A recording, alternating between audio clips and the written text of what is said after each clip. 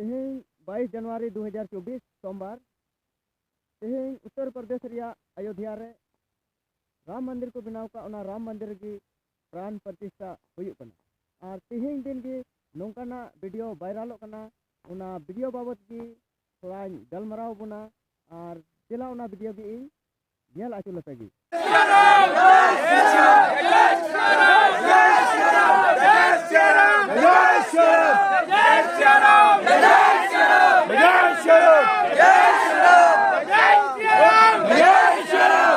Video पे nail केदा और नोआ वीडियो तो मध्य प्रदेश रिया झाबुआ जिला रिया वीडियो कना। नोआ वीडियो पे नेल केदा जे मिटे गिरजा उड़ा कना और ओना गिरजा उड़ा चोट रेगी उका जय श्री राम को ऑल का झंडा ओना झंडा को तोलेत कना ओंडे ते ओंडे को लगावेत कना। और जोर जोर ते को नोंका रोड आंजमो कना जय सिया राम नोआ आंजमो कना। आदो नोआ दो मिट लिकाते नोंडे को लगावेत कान नोआ दो अड़ी बांग ठीक गी इङा मेन लिकाते मेने कना। चेदा जे नोंडे दो इसाई को मिट धर्म जगह कना गिरजा उड़ा कना और गिरजा उड़ा रे हिंदू धर्म रिया ओका झंडी को लगावेत कान नोआ दो मिटेन बांग ठीकु कना।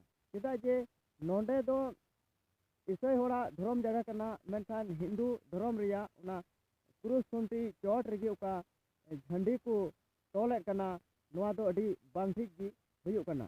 और नोंका लिकाते तायम दाराम नोआ हुयुआ जे एटा एटा धर्म रेन होड़ ओका को पूजा पाठ जगह कान तकवा जेलेका मुस्लिम को मस्जिद और संताल को मंझी थान से और हो एटा एटा धर्म रेन होड़ को हुई दाड़ेआ तायम दाराम नोंका हो उनकुआ धर्म जगह रे नोआ को लगाव दाड़ेआ। और नोंका लिकाते नोआ दिसम रेन होड़ को तला रे लड़ाई तपाम को सिरजाव आचुया।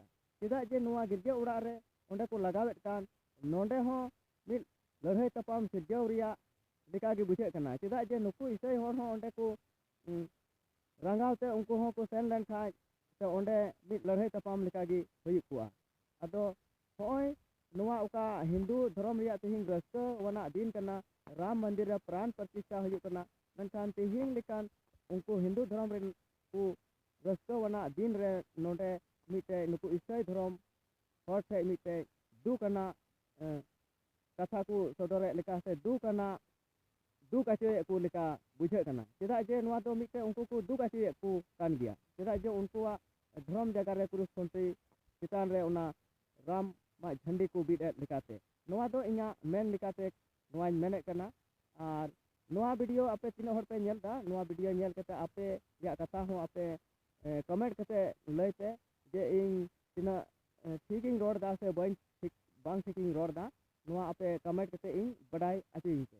तबे मा नोआ वीडियो दो नडेगे मुचाद दा मा सनाम को जोहार।